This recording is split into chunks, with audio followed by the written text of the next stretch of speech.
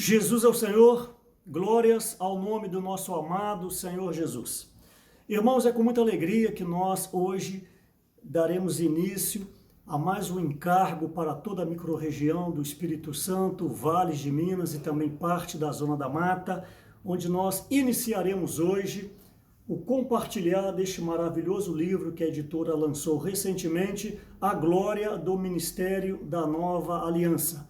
Esse livro é composto de 6 capítulos e cada obreiro, na oportunidade, ele vai compartilhar, assim como eu estou fazendo agora, um capítulo desse livro, onde nós então temos o intuito, o encargo de ruminar alguns princípios para alimentar todas as igrejas dessa microrregião, como Espírito Santo, Vales de Minas Gerais e também parte da Zona da Mata.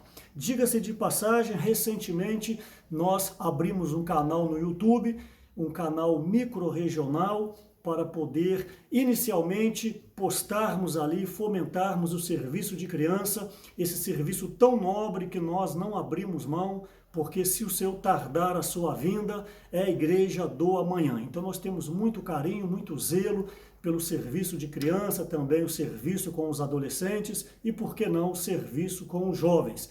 Então este canal no YouTube, ele foi criado inicialmente com esse intuito de fomentarmos entre as igrejas dessa microrregião a troca de experiência e também para aquelas igrejas pequenas que têm um número de crianças tão reduzido, onde essas igrejas não fiquem sem o material para poder alimentar as suas crianças. Então peço você que, por favor, se inscreva no canal, onde nós já passamos o link para todos vocês. Além de se inscrever, vocês precisam clicar no sininho para receber as notificações. Eu não tenho tempo aqui de gastar mais tempo para explicar sobre isso, mas eu peço, se você não sabe lidar com essas questões de se inscrever no canal, peça ajuda a alguém da sua igreja, mas não deixa ali de clicar também no sininho para você receber as notificações. E você que já é inscrito, aprenda também a navegar no canal. Não fique só na página inicial. Você clica na parte de cima,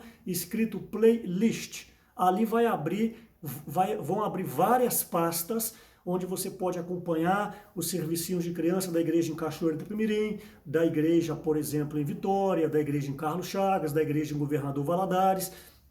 Ali então você vai poder pegar experiência, além de poder apresentar para as suas crianças. E também tem uma pasta ali, pasta chamada Palavra Ministerial. Você pode então usar esse e-mail para, além de se alimentar, passar esse link para um parente, para um conhecido, onde a salvação do Senhor, por meio até mesmo de um serviço de criança, pode entrar nos lares das pessoas. Além de agora, dando início ao compartilhar sobre este livro, nós iremos criar também uma pasta talvez com esse tema, onde vão ter ali as mensagens de todos os obreiros, assim que eles forem compartilhando o capítulo 2, 3, 4, 5 e 6, ok? Então hoje eu inicio com esse capítulo número 1, cujo tema é o único ministério. O meu encargo aqui hoje é falar desse tema sobre o único ministério. Está baseado em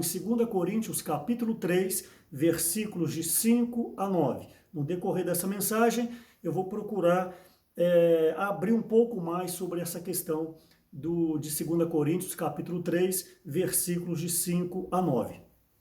Eu gostaria de iniciar falando que Deus, ele deseja introduzir o homem na sua glória. Glória, quando o irmão Pedro Dong compartilhou para nós, talvez há cerca de 6 meses ou há quase um ano, ele desvendou para nós que glória não é somente uma luz, glória não é somente um resplendor. Sim, tudo isso está correto, mas glória de uma maneira mais íntima é a própria pessoa do Senhor, porque o Senhor é a glória, o Senhor vive na glória, o Senhor transmite a glória. Então a glória, ela não é nada mais, nada menos, de uma maneira bem resumida, é a própria pessoa do Senhor. E Deus, desde quando criou o homem, ele teve um intuito no seu coração, ele teve um encargo no seu coração, que é nos introduzir nele mesmo. Por isso que a Nova Jerusalém, revelada no livro de Apocalipse, quer dizer a morada eterna entre Deus e os homens. Então a Nova Jerusalém não é nada mais do que uma mescla, habitação, Deus e o homem no mesmo lugar, na mesma esfera, no mesmo ambiente. Ok, então este é o ápice da salvação humana, quando você é salvo por meio do nome do Senhor Jesus, por meio de crer no Senhor Jesus. Você não deve ficar parado na fase inicial da salvação. Você precisa, então, desenvolver a sua salvação, como está no livro de Filipenses, capítulo 2, versículo 12. Você desenvolve a salvação para o quê? Para você chegar na meta final, que é ser introduzido em Deus. Sim, essa é uma palavra muito profunda, é uma palavra cheia de revelação, onde nós não podemos, então, achar que sejam coisas de somenos. Você que está ouvindo a palavra pela primeira vez a respeito disso, você precisa abrir a sua Bíblia, você precisa orar, você precisa se esvaziar, você precisa, por que não, respirar, você precisa zerar os seus conceitos para que essa palavra ela possa alcançar o seu coração, não apenas na esfera do conhecimento, mas de uma maneira que mude a sua visão, muda uma visão totalmente panorâmica sua, para que você possa ser então realinhado à vontade eterna de Deus. Nós, cristãos neotestamentários, cristãos que já creram, foram batizados, invocaram o nome do Senhor, temos o Senhor dentro de nós, nós não podemos viver uma vida qualquer. Nós não podemos achar que aquilo que o papai falou, aquilo que o vovô falou, aquilo que a tradição diz, aquilo que o costume nos mostrou, que isso é correto. A palavra de Deus, a Bíblia, é a nossa única direção para sermos inseridos na glória do Senhor. Então, o encargo de Deus ao criar o homem é que este homem desenvolva-se diante da vida divina até um dia ser aceito, ser admitido na presença do Pai. Repito, essa não é uma palavra comum de se ouvir, essa não é uma palavra que você ouve em qualquer lugar, por isso que agora mesmo você precisa estar no Espírito para poder assimilar essa palavra. Ok, então, por meio deste caminhar do homem até a presença de Deus, Deus estabeleceu um caminho, e esse caminho nós podemos chamar de o único ministério. Deus não tem vários ministérios, Deus tem apenas um único ministério que está revelado muito claro neste livro. Por isso eu encorajo você a adquirir esse livro, eu encorajo você, meu amado irmão, minha amada irmã, não deixar de ler nos grupos familiares de cuidado mútuo.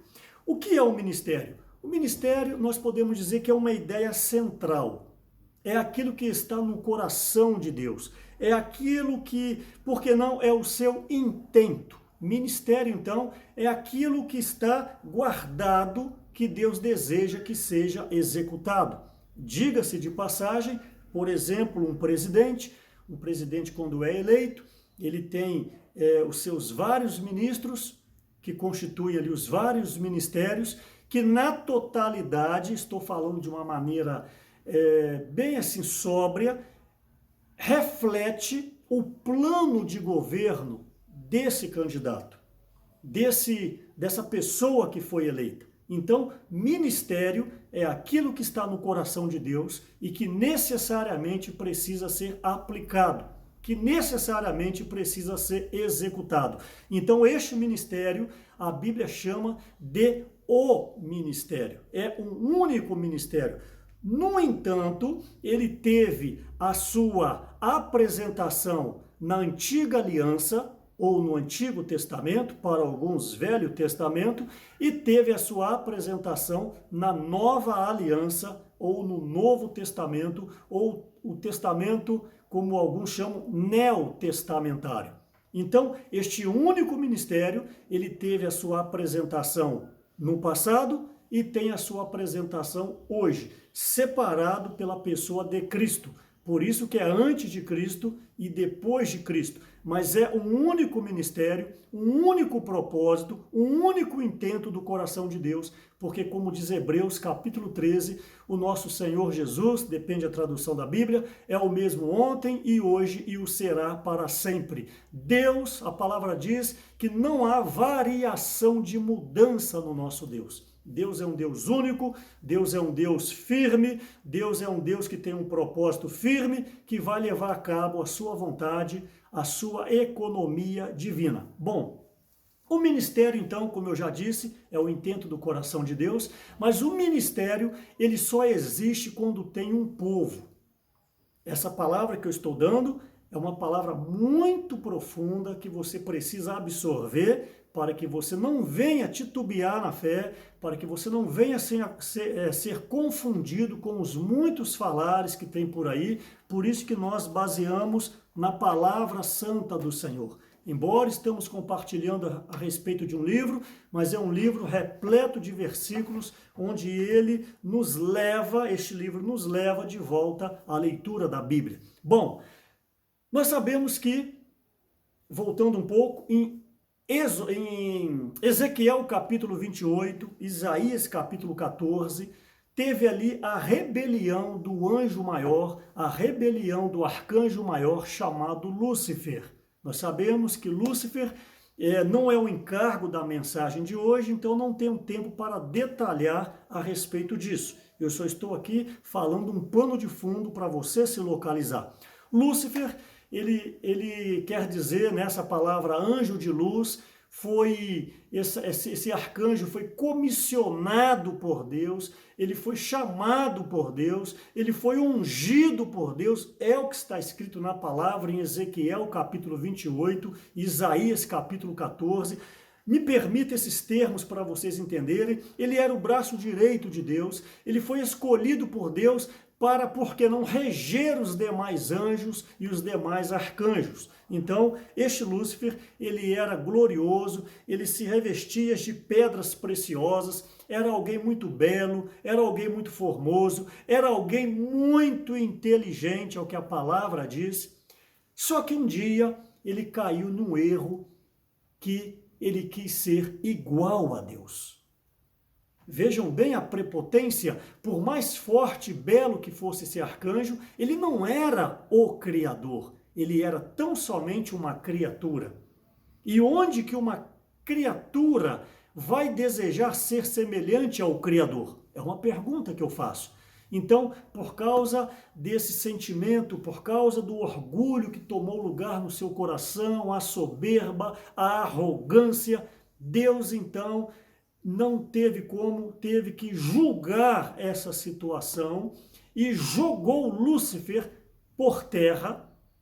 E uma vez que ele joga esse Lúcifer por terra, vale lembrar que o homem ainda não existia.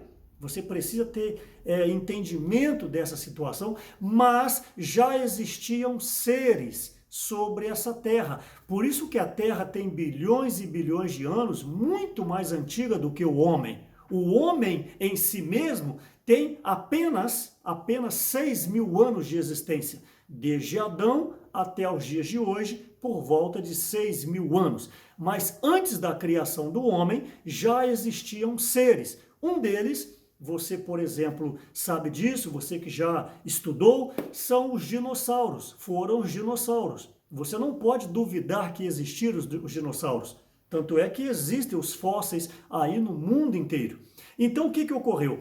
Quando Deus julgou Lúcifer por causa da arrogância, por causa da soberba e lançou-o por terra, a maneira que Deus teve de julgar este mundo foi inundando toda a terra com água. Mas um item importante que talvez você não saiba, o dilúvio que ocorreu no livro de Gênesis, o dilúvio na época de Noé, ele não foi o primeiro dilúvio, ele foi o segundo dilúvio. O primeiro dilúvio ocorreu quando Deus julgou toda a terra por causa de Lúcifer, por causa da sua rebelião, por causa do intento do seu coração. Então Deus inunda toda a terra e todos os seres que ali viviam, no caso aqui viviam, foram mortos. Repito, entre eles os dinossauros. Então Deus, ele dá cabo da criação que havia antes do homem por causa dessas questões. Mas você lendo o livro de Isaías, ali diz que Deus não fez a terra, não fez o mundo para ser um caos, mas ele fez a terra para ser habitada. Então, não era o coração de Deus de destruir a terra. Ele fez isso por causa de uma necessidade que havia ocorrido com respeito a Lúcifer. Então agora, Gênesis capítulo 1, Deus começa ali a recriação dele. Onde no primeiro dia ele disse haja luz, aí veio o segundo dia, o terceiro dia, você conhece muito bem, até chegar no sexto dia e ele cria o homem. Só que agora o homem foi criado de uma maneira diferente. O homem foi criado com uma motivação diferente. O homem foi criado com alguma coisa diferente dentro nele. Por isso, então, que nós temos que conhecer a Bíblia dentro do possível de uma forma panorâmica para termos essa visão.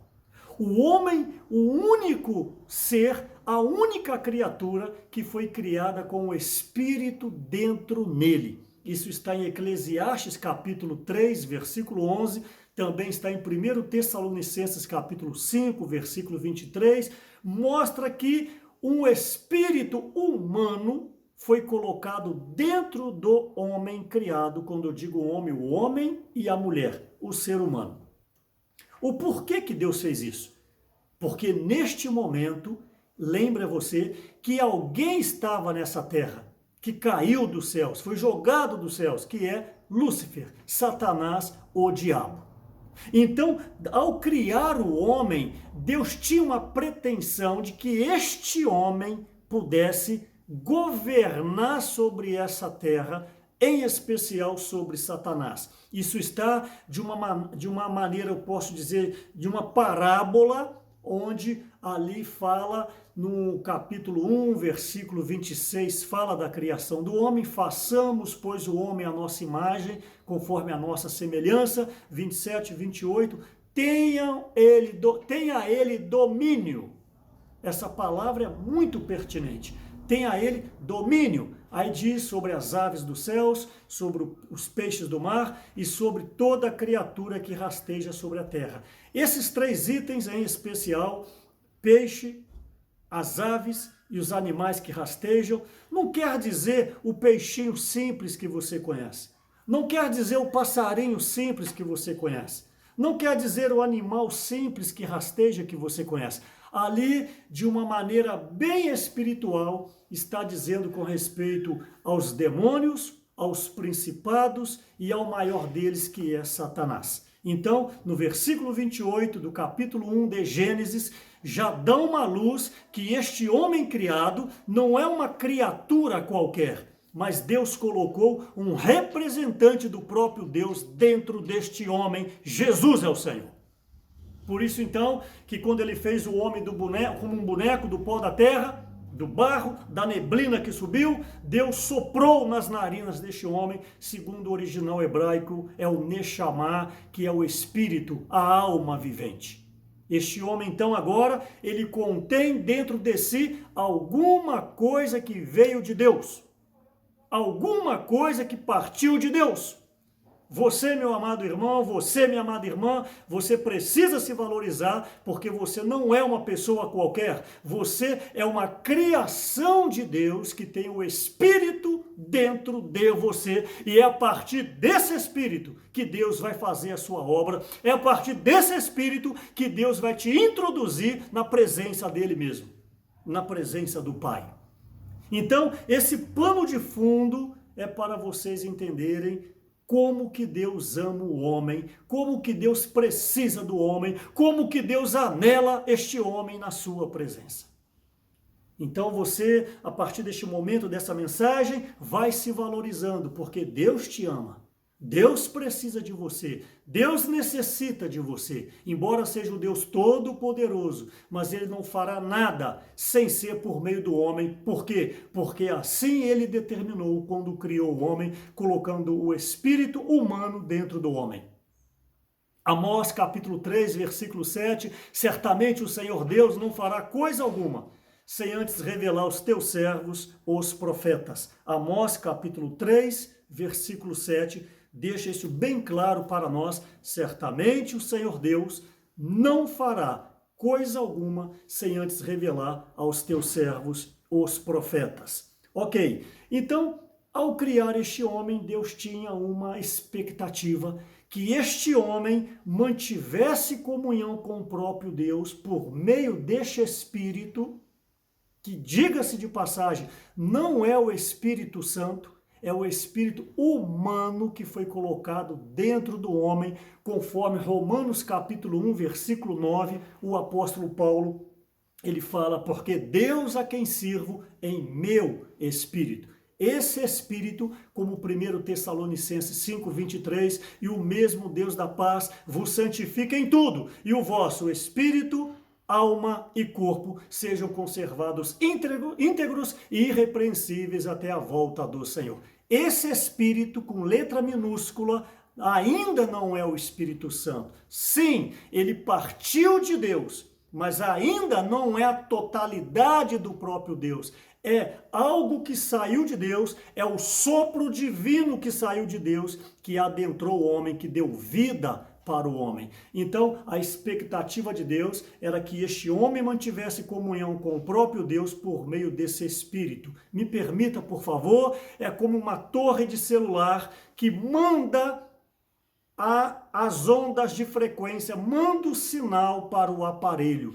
Dentro desse aparelho tem que ter um dispositivo que conecta com a torre para poder funcionar. Então esse espírito humano é como um dispositivo que está dentro do homem criado para conectar com Deus. Isso está muito claro em João capítulo 4, versículo 24, porque Deus é espírito, com letra maiúscula, e importa que os seus adoradores o adorem em espírito e em verdade.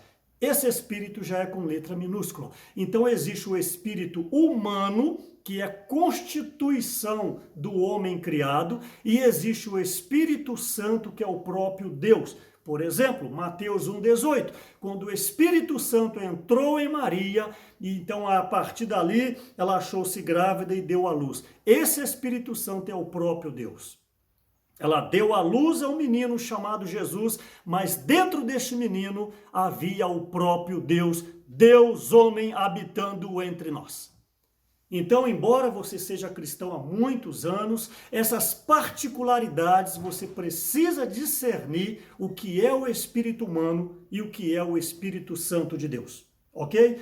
Então, Deus criou o homem para que o homem pudesse governar sobre toda essa terra. Mas nós sabemos que, infelizmente, este homem foi ludibriado pela serpente, representando Satanás, onde então a serpente ludibriou Eva e derrubou Eva, e Eva então passou agora a desobedeceu a Deus, porque comeu do fruto que não deveria comer. O problema não era o fruto físico. A questão foi, cortou a comunhão do homem com Deus, e agora este homem está ligado ao inimigo de Deus, a Satanás, ao diabo. Por isso que o pecado entrou no homem. Isso está em Romanos capítulo 5, versículo 12, e também está em Romanos capítulo 6, versículo 23, onde resume que o salário do pecado é a morte. O homem, de acordo com Gênesis capítulo 3, não foi criado para morrer. Se você ler ali a partir do versículo 22 até o versículo 24. O homem não foi criado para morrer, o homem foi criado para viver eternamente. Mas Romanos 6, 23 deixa claro que o salário do pecado é a morte. Agora esse homem necessariamente vai ter que morrer, porque o pecado, a desobediência, o representante de Satanás entrou no homem. O que é o pecado? O pecado é o representante de Satanás. Por isso, então, que este homem cai. Este homem cai e logo após vem o primeiro homicídio, Caim mata Abel, e este homem vai sucessivas quedas, lembra? Este homem que fora criado de uma maneira diferente para cumprir o propósito de Deus. E este homem então foi estragado, este homem foi anulado, este homem se tornou impossibilitado de agradar a Deus. Após sucessivas quedas, Deus então desiste de ter criado o homem, e no livro de Gênesis, a partir do capítulo 6, o intento do coração de Deus era destruir novamente a terra com um julgamento, e aí veio o dilúvio na época de Noé. Este sim é o segundo dilúvio. Então, novamente, Deus destrói toda a terra, mas aleluia, porque sempre o nosso Senhor mantém uma chama acesa. Aleluia! Que você seja essa chama acesa no seu trabalho, que você seja essa chama acesa na sua casa, diante dos seus parentes, diante dos seus amigos. Em nome de Jesus, não deixe a chama do seu espírito apagar. Como o livro de Levítico, capítulo 6, o fogo do altar não poderia se apagar. Então Deus mantinha uma família com a chama acesa nessa terra, a família de Noé. Deus, então, fala para Noé construir uma arca. Noé, então, constrói a arca, e quando veio o dilúvio, o Senhor destrói toda a terra, mas a família de Noé, a sua esposa, os seus filhos, entraram na arca, as suas noras entraram na arca e foram salvos. A partir de Noé, Deus recomeça a criação humana, e Deus novamente não desiste do seu plano e levanta uma pessoa chamada Abrão. Jesus é o Senhor.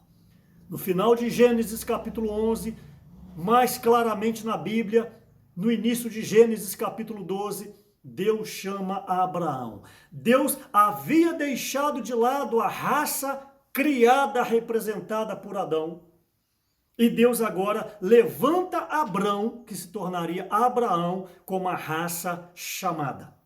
Então veio Abraão, veio Isaac, veio Jacó, pessoas úteis nas mãos de Deus, mas ainda não existia um ministério, porque o ministério não é para uma pessoa. O ministério não é para uma família. O ministério é para um povo. Guarde isso na sua mente. O ministério não é para uma pessoa, o ministério não é para uma família, o ministério é para um povo. Eu preciso que você guarde isso, porque depois no final eu vou falar e você vai entender. O ministério não é para um indivíduo, o ministério é para um povo. Então, em Abraão não havia um povo. Havia sim famílias, mas não havia um povo. Em Isaac não havia um povo. Em Jacó em si mesmo não havia um povo. Então, na época de Jacó, levantou uma fome em Canaã, onde 75 pessoas desceram para o Egito por causa de comida, e ali se tornaram escravas, as pessoas escravas de Faraó, e após 400 a 430 já eram cerca de 2 milhões de pessoas. Então, por causa do clamor do povo e por causa do intento do coração de Deus, porque ele não desiste, Deus então levanta um libertador chamado Moisés. Eu não vou entrar em detalhes, os primeiros 40 anos de Moisés, depois o segundo período de 40 anos, eu não vou entrar em detalhes agora nessa mensagem, mas em Moisés, juntamente com seu irmão Arão, Moisés então liberta o povo do Egito. Então, uma vez a caminho de Canaã, Deus ali chama Moisés em Êxodo capítulo 19, se você puder abrir a sua Bíblia, em Êxodo capítulo 19, no versículo 5 e o versículo 6, o Senhor diz o seguinte: agora, pois, se diligentemente ouvirdes a minha voz e guardardes a minha aliança, preste atenção, então sereis a minha propriedade peculiar dentre todos os povos, já tem um povo agora, porque toda a terra é minha, vós me sereis reino de sacerdotes e nação santa. São estas as palavras que falareis aos filhos de Israel. Bom, aqui em Êxodo capítulo 19, versículos 5 e 6, inicia-se o ministério da antiga aliança. Então, o ministério da antiga aliança iniciou em Moisés. Então, a partir de Moisés, nós sabemos de todo o trâmite, o tabernáculo, como que eram os serviços sacerdotais, depois vieram os profetas, como Isaías, Jeremias, Ezequiel, Daniel, vários homens de Deus, mas ainda a obra de Deus não podia ser consumada por causa de um detalhe. O Espírito de Deus ainda não estava dentro do homem, o Espírito de Deus habitava fora do homem. Como na época do livro de Juízes, Sansão, no capítulo 14, no versículo 19, ali é claro que o Espírito Santo entrava em Sansão e saía de Sansão. Como aconteceu isso com Davi, como aconteceu isso com Elias. No Antigo Testamento, você precisa entender, Deus não habitava dentro do homem. O Espírito, com letra minúscula, que eu falei há pouco, era um representante de Deus, mas não era o próprio Deus. Então, todo o Antigo Testamento passou, grandes homens foram levantados por Deus, como eu citei há pouco, ainda mais Amós, Oséias, todos os profetas menores, Zacarias, até chegar no livro de Malaquias, o último livro do Antigo Testamento. Depois passou o período intertestamentário, onde Deus fica por volta de 400 anos sem falar com o homem. Pelo menos não há um registro na Bíblia de que Deus havia falado nesse período de 400 anos. Então, a partir do livro de Malaquias, eu não tenho tempo de discorrer agora, mas a partir do livro de Malaquias até a pessoa de Zacarias, passam-se então 400 anos, repito, que na teologia chama-se o período intertestamentário. Então, houve uma paralisação, houve ali um vácuo, houve ali um stop com respeito à obra de Deus. Então, agora, em Zacarias, o esposo de Isabel, o futuro pai de João Batista, o anjo aparece, revela que a esposa de Zacarias teria um filho, nasceu João Batista, que foi o precursor do nosso amado Senhor Jesus. E depois, então, esse mesmo anjo vai e fala com Maria, onde Mateus capítulo 1, versículo 18, o Espírito Santo está em Maria, e esta acha-se grávida pelo Espírito Santo. Então, preste atenção, esse ministério que desde a criação do homem, que era o intento do coração de Deus, iniciou em Moisés, porque havia um povo, e esse ministério foi levado adiante no Antigo Testamento, e era um ministério que tinha a sua glória, mas essa glória desvanecia. Agora eu gostaria de tocar de forma bem rápida na base desta mensagem, no texto de 2 Coríntios, capítulo 3, versículos de 5 a 9. Eu dei um stop agora em Maria gerando Jesus. Eu vou voltar daqui a pouco nisso aí. 2 Coríntios, capítulo 3, versículo 5, preste atenção, não que por nós mesmos. Abra sua Bíblia, por favor, vou te dar mais um tempo. 2 Coríntios, capítulo 3, versículos de 5 a 9. Não que por nós mesmos sejamos capazes de pensar alguma coisa como se partisse de nós. Pelo contrário, a nossa suficiência vem de Deus, o qual nos habilitou para sermos ministros de uma nova aliança. Estamos falando aqui do Novo Testamento, nós, Paulo falando, ministros de uma nova aliança, não da letra, mas do Espírito. Porque a letra mata, mas o Espírito vivifica. E se, agora eu preciso que você preste atenção no versículo 7, e se o ministério da morte gravado com letras em pedras, referindo-se à época de Moisés, os 10 mandamentos escritos em pedras, porque se o ministério da morte gravado com letras em pedras se revestiu de glória, a ponto de os filhos de Israel não poderem fitar a face de Moisés por causa da glória do seu rosto, ainda que desvanecente. Como não será de maior glória o ministério do Espírito? Está exclamando. Como não será de maior glória o ministério do Espírito? Porque, preste atenção, se o ministério da condenação foi glória, em muito maior proporção será glorioso o ministério da justiça. Aqui eu preciso que vocês entendam essa conexão. É um único ministério. O ministério da glória é único. Só que ele teve a sua aparição, a sua apresentação no Antigo Testamento, a Antiga Aliança, e tem a sua apresentação no Novo Testamento, na Nova Aliança. O que o texto está dizendo em 2 Coríntios capítulo 3, que o ministério do Antigo Testamento chamava-se ministério da morte, chamava-se ministério da condenação. O porquê disso, se esse ministério é de Deus? Por que leva essa terminologia morte? Por que leva essa terminologia condenação? Aí, meu amado irmão, minha amada irmã, você amigo que está ouvindo pela primeira vez essa palavra, precisa entender que, como Deus não habitava dentro do homem, no Antigo Testamento era assim, Deus só passou a habitar no homem, falarei daqui a pouco, no Novo Testamento. Então, no Antigo Testamento, a partir de Êxodo capítulo 20, Deus dá os 10 mandamentos para Moisés.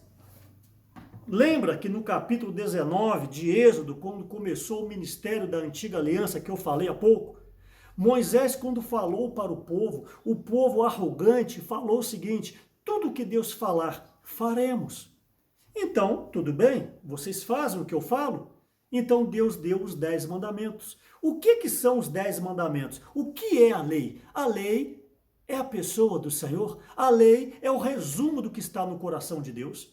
Então, quando o povo viu a lei, esmoreceu. Por quê? A primeira lei, amará a Deus, o primeiro mandamento, amará a Deus de todo o teu coração, de toda a tua força, de toda a tua alma, de todo o teu entendimento. Quem consegue fazer isso? Ninguém. Então, o homem queria agradar a Deus, mas quando ele lia, ele esmorecia, porque no Antigo Testamento era olho por olho, dente por dente. Pecou, morreu. Então, você entende a terminologia, o ministério da morte, ministério da condenação? Por isso. E também a terminologia, a glória desvanecia. Tinha glória o ministério da Antiga Aliança? Tinha. Mas essa glória desvanecia. Mas no Novo Testamento essa glória é permanente. Aleluia! Você tem que agradecer a Deus por viver nessa era, a era da nova aliança. Então, é o ministério de Deus, é o falar de Deus, é a palavra de Deus, só que não dava subsídio para que o homem cumprisse a lei. Repito, por isso que era o ministério da condenação, por isso que era o ministério da letra, o ministério da morte. Então, esse período passou, por isso então que vem Jesus, porque Deus, Ele mesmo daria cabo do seu intento, Ele mesmo daria cabo da sua vontade, Ele mesmo daria cabo da sua economia. Agora está claro para você, o Espírito Santo, Mateus 1,18, entra em Maria e Maria acha-se grávida e dá à luz ao menino chamado Jesus, profetizado em Isaías capítulo 7, profetizado em Isaías capítulo 9 e em quase todas as escrituras do Antigo Testamento. Todo o Antigo Testamento reflete a pessoa de Jesus que viria. Então agora, quem é Jesus? Jesus é o Deus homem. Quem é Jesus? É o Emanuel, Deus conosco. Quem é Jesus? É o representante de Deus. Quem é Jesus? O próprio Deus. 1 João capítulo 5, versículo 20. João capítulo 10, versículo 30. João capítulo 14. Tudo isso prova que Jesus é o próprio Deus. Então, em Jesus, inicia o período do ministério da nova aliança. É isso que o capítulo 1 joga holofote, que o ministério da nova aliança iniciou em Jesus. Mateus capítulo 4, versículo 17, então Jesus deu início de forma oficial ao seu ministério. Mas o princípio não muda. Eu disse que o ministério é para um povo. O ministério não é para uma pessoa. O ministério não é para uma família. É para um povo. Então Jesus, sabendo disso, Jesus então convoca 12 discípulos que seriam mais tarde 12 apóstolos. Isso está no livro de Lucas, capítulo 6, versículo 12. O Senhor Jesus ora a noite inteira e escolhe 12.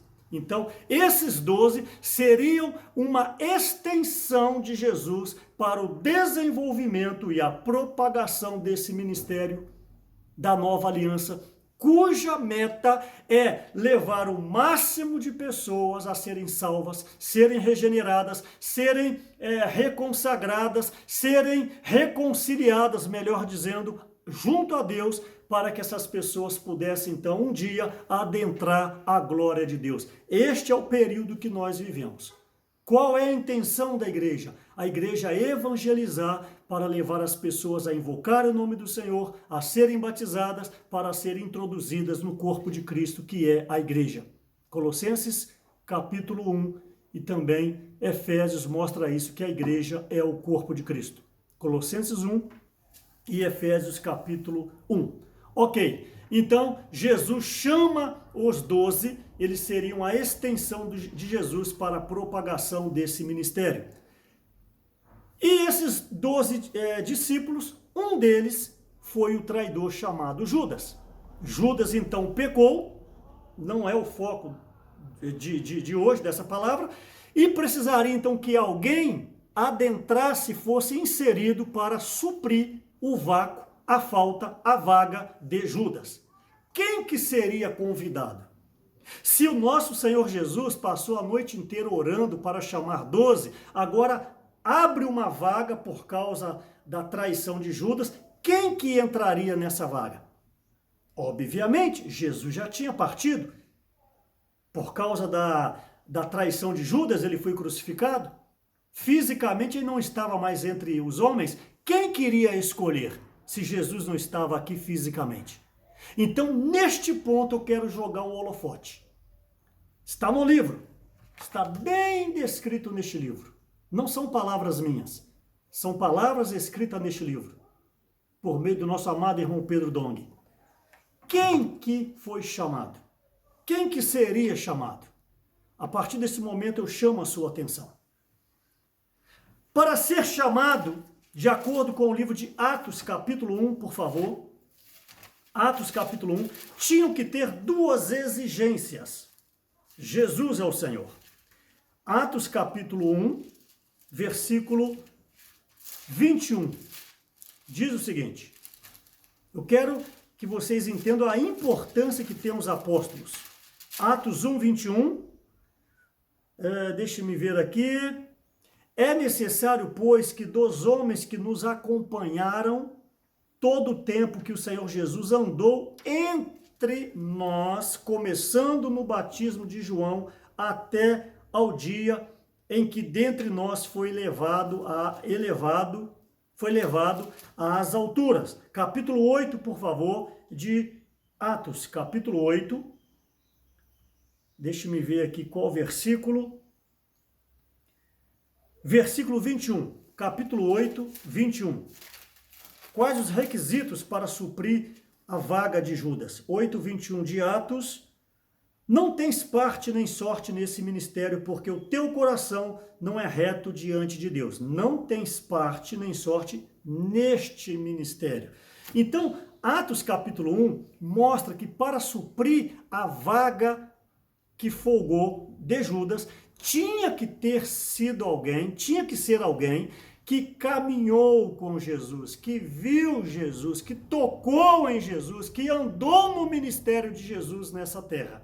Então, a Bíblia nos mostra em Apocalipse capítulo 21, versículo 14, Apocalipse capítulo 21, versículo 14, a muralha da cidade, a Nova Jerusalém, tinha 12 fundamentos e estavam sobre ele os 12 nomes dos 12 apóstolos do Cordeiro. Então, não importa o que Pedro fez, que Pedro negou a Jesus, que João era filho do trovão, que Tiago era filho do trovão, não importa, mas os 12 chamados pelo Senhor Jesus, na Nova Jerusalém terão 12 fundamentos e cada fundamento levará o nome de um apóstolo. Irmãos, que honra você, esse apóstolo no caso, ter nome no fundamento da Nova Jerusalém, a cidade eterna. Então não poderia ser qualquer um. Para fazer parte deste grupo de apóstolo, tinha que ser alguém que andou com Jesus. Então, não de uma maneira de hierarquia, eu não ouso falar isso, mas os 12 apóstolos terão uma posição totalmente diferenciada de nós na Nova Jerusalém. Isso competiu a Deus em colocar o nome dos fundamentos dos apóstolos. Então eu quero estender isso até nós hoje. Hoje tem se falado muito sobre os líderes, honrar os líderes, honrar os vossos guias, como Hebreus capítulo 13, versículo 7, versículo 17. Eu gostaria de ajudá-los de uma maneira bem rápida. No nosso meio tem os irmãos que estão à nossa frente, como Pedro, Esdras, o próprio Miguel, o próprio André, tem os cooperadores, tem os obreiros e tem os irmãos responsáveis que estão na função de presbíteros da igreja. Meu amado irmão, minha amada irmã, em nome de Jesus, eu quero lhe ajudar neste momento. Muito cuidado em desonrar os líderes. Eu sempre falo que a mente de um líder nunca vai ser igual da mente de um liderado. Porque se a mente de um líder for igual a de um liderado, não existe uma supervisão no rebanho de Deus. Por isso que dá choque muitas vezes. Às vezes a liderança dá uma direção que você não entende. É claro, a mente de um líder não é a mente de um liderado. Então eu quero lhe ajudar de maneira bem rápida, muito cuidado para não ofender a Deus, de acordo com Romanos capítulo 13. Muito cuidado para não ofender a Deus, desonrando uma liderança instituída por Ele. Então vamos honrar, vamos obedecer, vamos respeitar, vamos abençoar os irmãos líderes que estão sobre vocês, nas suas igrejas, na obra microrregional. Aqui na região 8 nós temos 8 cooperadores, temos cooperadores a nível nacional que estão à nossa frente, a nível mundial. Então eu deixo uma palavra aqui, se para os 12 apóstolos vai ter algo diferenciado aos olhos de Deus, um líder também, Deus olha com bons olhos. Estou dizendo da parte de um liderado, para não ofender a Deus, falando, denegrindo a imagem de um líder. Mas falando agora para o lado do líder. Muito cuidado, você que é um líder. Você precisa ser achado assim, pastoreando o rebanho, cuidando do rebanho, respeitando o rebanho, não impondo peso sobre o rebanho, mas antes, vocês líderes, nós líderes, sendo o exemplo, saindo na frente, caminhando na frente, praticando a palavra primeiro, para que nós sejamos então modelo. Muito cuidado também, porque a porção de um líder, ela é grande e Deus vai recobrar isso diante de nós. Então, Deus aqui, os apóstolos então elegem Matias, ele foi quem supriu essa lacuna que foi deixada por Judas. Então, mais adiante, Deus então levanta o apóstolo Paulo. Estou mostrando que já há um povo para ser liderado por meio desse ministério da nova aliança. Quantas igrejas foram surgindo? Iniciou em Jerusalém, depois nós temos Antioquia, depois nós temos Creta, depois nós temos Filipos, depois nós temos Tessalônica. Havia um grandioso povo e Deus precisava de mais pessoas. Então levanta o apóstolo Paulo, que era Saulo de Tarso, Tarso, não tenho tempo de detalhar. Em Atos capítulo 9 ele foi salvo. Em Atos capítulo 20, versículo 24, ele dá o testemunho dele. Gálatas 1,15, ele fala que ele foi chamado antes mesmo do nascimento. Gálatas capítulo 2, versículo 8, fala que ele foi chamado para levar o evangelho aos gentios. Então agora não há mais 12, apenas há os 12.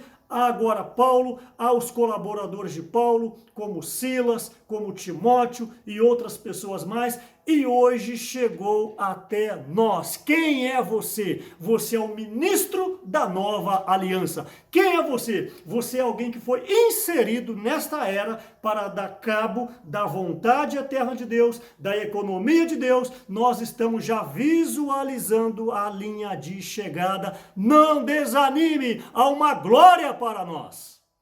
Então, nós no tempo, eu há 28 anos, 1992, o evangelho chegou até nós, nos salvou, invocamos o nome do Senhor e nós fomos então inseridos na igreja, no corpo de Cristo.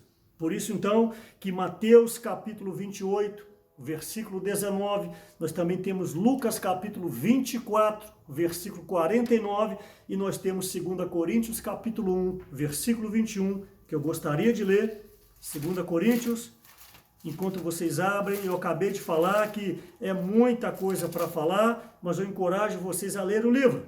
2 Coríntios capítulo 1, versículo 21, mas aquele que nos confirma convosco em Cristo e nos ungiu é Deus.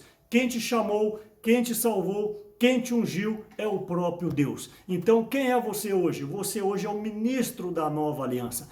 Todos aqueles que foram regenerados pelo sangue do Cordeiro já fazem parte desse grupo de pessoas que tem que viver esse ministério da nova aliança. Então hoje quem somos nós? Finalizando a palavra.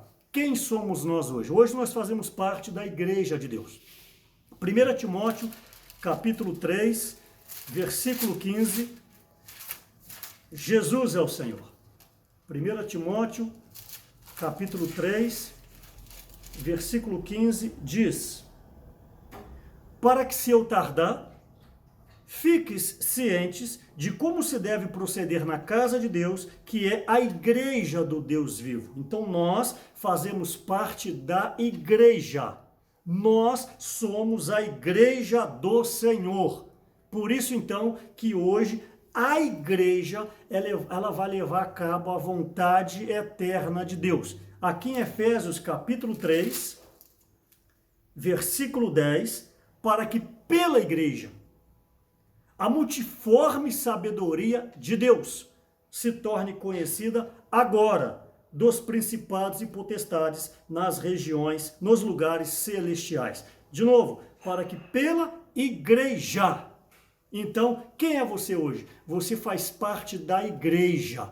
A igreja é que vai levar a cabo essa vontade eterna de Deus. É a igreja que vai subjugar Satanás. Lembra do início da mensagem, onde Lúcifer foi lançado por terra, que hoje ele é o pai da mentira, de acordo com João 8,44. Ele é que causa tumulto, ele é que causa as fofocas, ele causa a divisão. Hoje Satanás, personificado pelo pecado, eu espero que você me entenda, está dentro de nós, de acordo com Romanos capítulo 5, 6 e 7. Então, qual é a luta da igreja hoje? A igreja, a luta dela, Efésios capítulo 6, é manter-se na oração, desenvolvendo a palavra de Deus, para que em nós Satanás seja derrotado. E por outro lado, a partir de nós, que o Senhor vai levar a cabo a sua vontade. Está em Efésios capítulo 1, já estou finalizando. Efésios capítulo 1, versículos 9 e 10. Desvendando-nos o mistério da sua vontade, segundo o seu beneplácito, que propusera em Cristo, de fazer convergir nele, na dispensação da plenitude dos tempos. Então, Deus, através de nós, vai dar cabo de Satanás. É totalmente diferente do ministério da condenação do Antigo Testamento, porque havia o ministério, mas Deus não habitava dentro do homem. Mas no Novo Testamento, por meio de Jesus, o Espírito Santo entrar em Maria, Maria deu à luz a Jesus, e esse menino agora foi o protótipo, é um homem-Deus. E todos aqueles que creem em Jesus, todos aqueles que foram regenerados por Jesus, todos aqueles que invocaram o nome do Senhor, o Espírito Santo agora entra em nós e faz morada. João capítulo 14, versículo 23, se alguém me ama, preste atenção, guardará minha palavra e meu Pai o amará e viremos para ele e faremos nele morada. Então quem somos nós? Nós somos a morada do Espírito Santo. Efésios capítulo 2, versículo 22, que nós estamos sendo aperfeiçoados para a habitação de Deus no Espírito. Então hoje, como cristãos neotestamentários, como o ministro de uma nova aliança, nós podemos sim levar a cabo a vontade de Deus, não por nós mesmos, mas Deus em nós, Ele fará a sua obra. Por isso que Deus em nós é o mistério da glória do Novo Testamento. Então, meu amado irmão, minha amada irmã, é uma palavra muito profunda. Eu tinha muito mais o que falar, mas eu não gostaria de passar de 1 hora, falei 55 minutos, 56 minutos agora. O ministério da nova aliança, ele tem uma glória. E essa glória, o ponto final, é nós sermos inseridos na presença de Deus. É claro que os demais obreiros, nos demais capítulos, vão desenvolver este assunto. Eu aqui hoje só dei uma panorâmica, um pano de fundo. Eu preciso que você entenda, eu preciso que você revise essas palavras para você entender. No Antigo Testamento, Deus estava fora do homem. No Novo Testamento, o Espírito Santo, o próprio Deus, está dentro de nós. Ele fará a sua obra.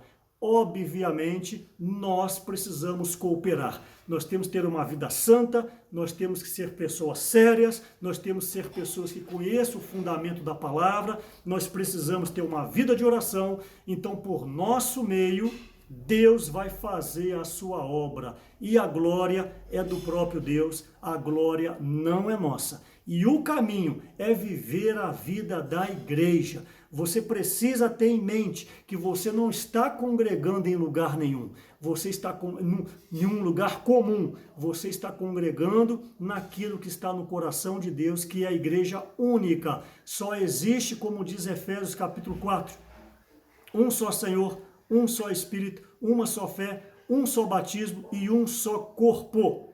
Este corpo é a igreja do Senhor. O que é a igreja? A igreja é o corpo de Cristo. A igreja não é um amontoado de alvenaria. A igreja não é uma casinha com uma cruz em cima. A igreja é a reunião dos filhos de Deus, aqueles que invocam o nome do Senhor. Por isso, na sua cidade, ame a unidade, mantenha a unidade. Todos os cristãos que vivem numa cidade, eles fazem parte da única igreja naquela cidade. Isso está no livro de Apocalipse, capítulo 1, versículo 11. Que o Senhor nos abençoe. Não deixe de ouvir as próximas mensagens para vocês desenvolverem esse assunto. E também não deixe, por favor, de ler este livro de uma maneira bem profunda para que você seja constituído da palavra de Deus. E agora mesmo, no final, se possível, dê o like aí para contribuir com o andamento deste canal. E se você não é inscrito, se inscreva e também ative o sininho para as notificações. Senhor, muito obrigado por este momento. Obrigado por cada família que ouviu essa palavra. Obrigado por cada irmão, cada irmã. Senhor, tenha liberdade por nosso meio, para que a tua vontade em nós seja cumprida e nós possamos então destronar Satanás, destronar as trevas e naquele dia sermos aprovados e podermos ser inseridos na glória, fazermos parte do reino eterno do Senhor e no mundo que há de vir, a nova Jerusalém. Jesus ao Senhor, até breve.